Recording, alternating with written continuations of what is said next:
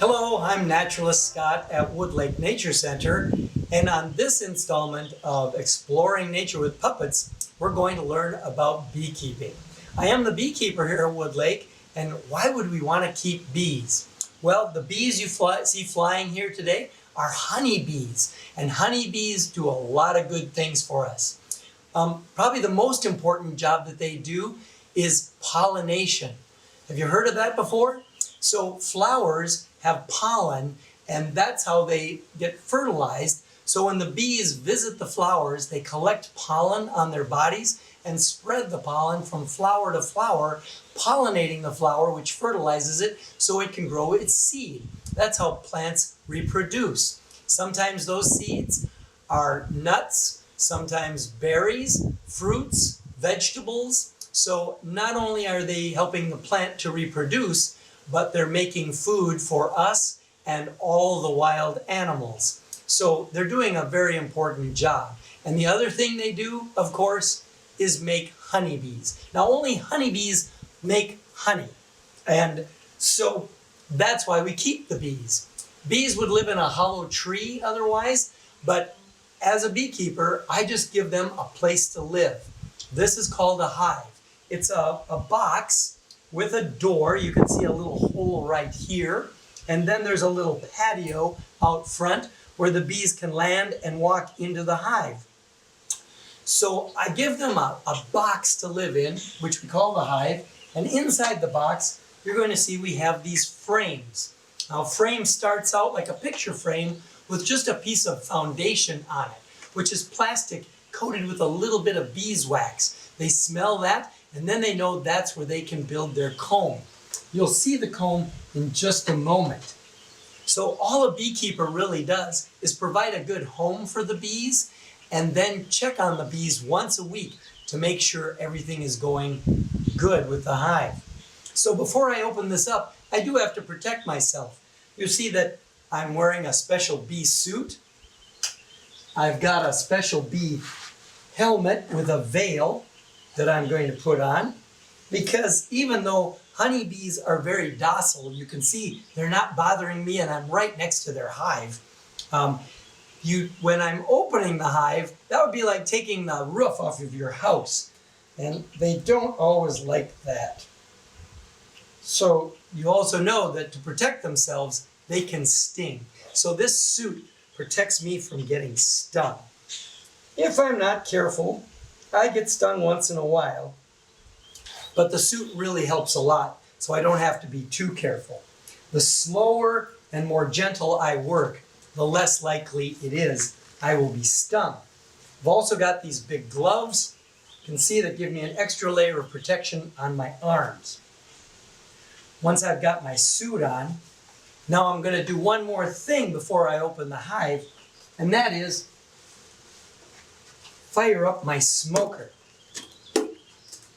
So a smoker is a can with a bellows attached, and I'm going to put some paper in here. There. With some recycled newspaper. It's smoker fuel. The recycled newspaper is very clean. It'll smoke, but it won't hurt the bees. Then I'm going to start that on fire. Smoke helps the bees stay in the hive. When they smell the smoke, they go down deep into the hive. And for some reason, they eat honey. I think it's a response that if their tree was on fire, they would eat as much honey as they could to take with them. So I'm going to squeeze the bellows and you can see the fire starting inside. Now, I don't want fire on the bees because that's too hot. Once I get it lit and going a little bit, I can put the fire out and it will make nice, non-toxic smoke. The bees smell the smoke with their antennas because they don't have a nose like we do. And when they smell the smoke, they go deep into the hive. It keeps them from flying around. So my hive has an outer cover. I'm going to lift it, blow a little smoke in there. So now the bees will smell that and they'll start going down into the hive. Set the smoker off to the side. going to take off the outer cover. And then there's an inner cover. I have a special tool called a Hive Tool. The bees glue everything together with a special glue called propolis that they make from sticky plant sap. There. Oh, I don't know if you can hear. There's some of my bees right now. These are European honeybees, actually an Italian variety. It's an Italian variety mixed with a German variety called Buckfast. So the Italian Buckfast bee is a very hard worker, but very, very docile. You can see they're not even flying very much. I'm going to set these bees over here. Good morning, bees. So now I'll use a little smoke. If the bees start coming out the top to check out what's going on, I just give them a little bit of smoke and they go right back inside. Now, of course, you know there's lots of bees in here. Most of them are worker bees, little girl bees. And some of them are drone bees, the boy bees. I'll see if I can show you the difference otherwise. Use my Hive Tool to gently pull out a frame. Oh, and this one just has a couple of bees. They're actually filling this one with food. So no babies in that one. So there's one queen in the hive, and she is the mother of all these bees. You can think of a hive as a family with one mother, lots of little girl bees called workers, and a few hundred drones. Now I'm actually seeing quite a few drones on this particular frame right here. So drones are a little bigger than the workers, and they've got very big eyes. And you can see right up here, this is honey that's ready to eat. Then they lay eggs in the middle. The queen lays the eggs. She can lay up to 1,000 eggs a day. And when they hatch, then all the worker bees take care of their little sisters and brothers and feed the larvae. Let's see if I can find one that's got some larvae and pupa on it. The queen organizes the hive with most of the brood, that would be the babies, in the center part of the box. So here we see some capped brood and there's some larvae. So the bee life cycle is the queen lays one egg in each cell, remember up to 1,000 eggs a day. Then it hatches into a larva, which is a little white worm. Then when it gets full grown as a larva, the worker bees cap it with wax, that's these cells here. Then it becomes a pupa, and then it will hatch and chew its way out and become one of the adult bees. So that whole process takes about 21 days. So there's always new bees being born and other bees taking care of the little baby bees. So here you can see more of the pupa cells right here as they are pupating. More food over here. And there are some larvae still right in the middle here that are almost full grown. They'll be capped very soon. And the worker bees are eating food and taking care of them. Excellent. So my hive is starting a little slow this year. I don't know why, maybe because of the weather. Not really sure, but you can see there's quite a few bees, but there should be many more than this. So I'm going to keep my eye on the hive, and today I'm actually going to give them some more food. So these are all worker bees, and I'm looking really closely because I'd love to show you the queen, if I can find her. I don't have to see the queen every time, because if I see eggs and larvae and pupa, I know the queen is doing her job, but it's usually nice to see the queen once in a while, and I'd like to point her out to you just so you can see what she looks like. Don't know if I'll be able to find her today. So when a larva hatches, oh, here's a bunch of stuff going on here. We've got a lot of bees on here with a lot of larvae. There's a big white one right there, and some pupa. And the bees are doing something crazy. They're actually building a big piece of brace comb on the bottom. So my hive tool actually helps me take that brace comb off. I don't want them building that because it makes it hard for me to work in the hive. So there's some brace comb. I'm just going to set that down here and they won't use that anymore. Now on this side, you can see right here hanging off the bottom, that could be a queen cell.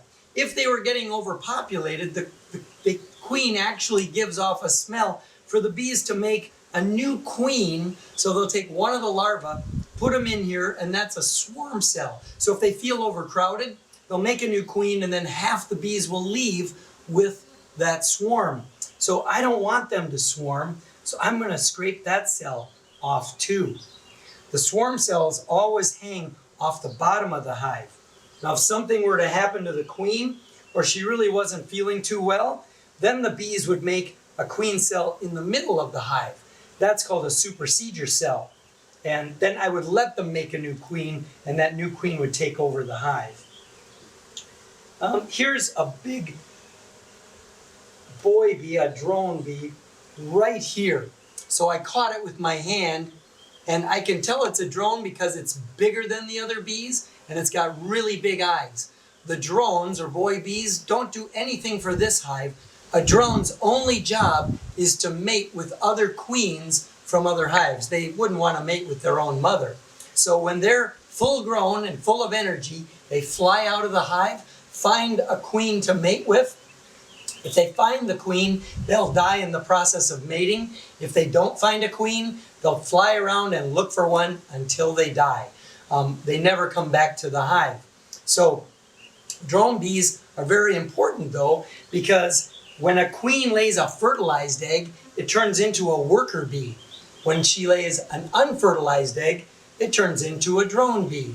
So she has to have fertilized eggs, and a queen will mate with 10 to 15 drones during her mating flight and never go on a mating flight again.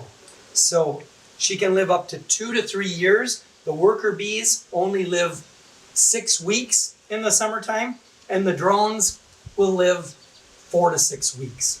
So they're all doing their job here, and I'm looking to see if I can find that queen, because she is the only one we haven't seen today. Lots of workers. I showed you that drone. Everything looks like it's going fairly well in the hive, but I'm not seeing the queen, so that's okay. I see all the pupa and larvae. So now what I'm going to do today, they are putting some honey into the hive. So they are finding nectar and pollen and bringing it back. Here's honey ready to eat. It's all been capped. They spit the nectar into the little cells, flap their wings to evaporate the water, and then it turns to honey. But it has to go through a bee's honey stomach before it will turn to honey. People can't just evaporate nectar from plants and turn it into honey. It can only come from a honeybee's honey stomach. So I'm going to set that back in there. So to get this colony to build a little faster, I'm going to feed the bees. That's one of my jobs, is to make sure they have enough food. And I want my queen to lay more eggs, so I have this pollen substitute. Pollen is protein, and that helps her lay eggs, because it takes protein to lay good eggs. That's why we eat eggs. Chicken eggs are loaded with protein. So I'm going to set this pollen patty right on there for the bees to eat, and hopefully within not too long, all the bees will make enough bees that they'll need more space. When I see that this is all filled, I'll put another box on top. And then hopefully when the boxes are 3 tall, like this one over here, then I can put a honey super on. So this is called a honey super. It's a little smaller box. I'll set that right on top. I'll actually put a screen in between so the queen can't get up in here. And that's where the bees will actually put their honey on these honeycombs. Then they're smaller and easier. So once they have enough honey built up down here, that's for them to eat this winter. Because remember, bees aren't making honey for us. That's their winter food. They're one of the only insects that survives winter by eating their own honey that they store in their hive. The extra honey that they make, once I see they have enough, I'll put these extra cupboards on here, just like adding extra cupboard space, and the bees will fill those with honey, and that's the honey we will eat. So we're never taking the bees' food, we're taking the excess honey that the bees wouldn't probably be able to eat anyway. They work so hard that they make enough honey. This is 1 pound of honey. And do you know how many flowers they have to visit to make this jar of honey? 1 pound? About 1 million flowers. That's how busy they are. That's why we say busy bees. They're flying out 1 million trips to flowers just to make this much honey, which is sweet and delicious, is a good food for us and a good food for the bees. So remember, if a bee visits you this summer, don't get scared. They're looking for food. They think you're a flower because you wear bright colors. Notice my bee suit is white and it's kind of dirty. I don't wash it because the bees actually recognize the smell of my suit. When I visit every week, they know it's me. But if they land on you, they probably think you're a flower and they're going to look for nectar and pollen. When they realize, if you stand really still, they realize you don't have nectar or pollen, they'll just fly away and find a real flower. So be good to the bees, enjoy the bees, and of course, eat all the fruits and vegetables that the bees provide for us. And know that they're providing food for lots of other animals. Now, when I'm done inspecting the hive, I just put the food on there for them. I put the cover back on. And the outer cover back on. And now the bees are safe and can go about their business. And that's all there is to it. I just let them do all the work. I just check on them once a week to see how they're doing. And hopefully by September, we'll have lots of honey. Guys, so one of our activities that we have for this week is for you guys to become your own bee puppet. It's pretty simple. You just take a piece of pipe cleaner and you wrap it around your finger and then it becomes a bee. You can find all these flowers and pollinate. You go buzz, buzz, buzz, buzz, buzz, buzz, buzz, buzz, buzz, buzz, buzz, buzz, buzz, buzz, buzz, buzz, buzz, buzz, buzz. They're really easy. If you want to improve upon our design, go for it. We would love to see pictures of your bees with little eyes or antenna or wings, whatever you dream of, you could probably do it. But this is pretty easy, fun activity for you to do and try to help pollinate all of our different flowers we have.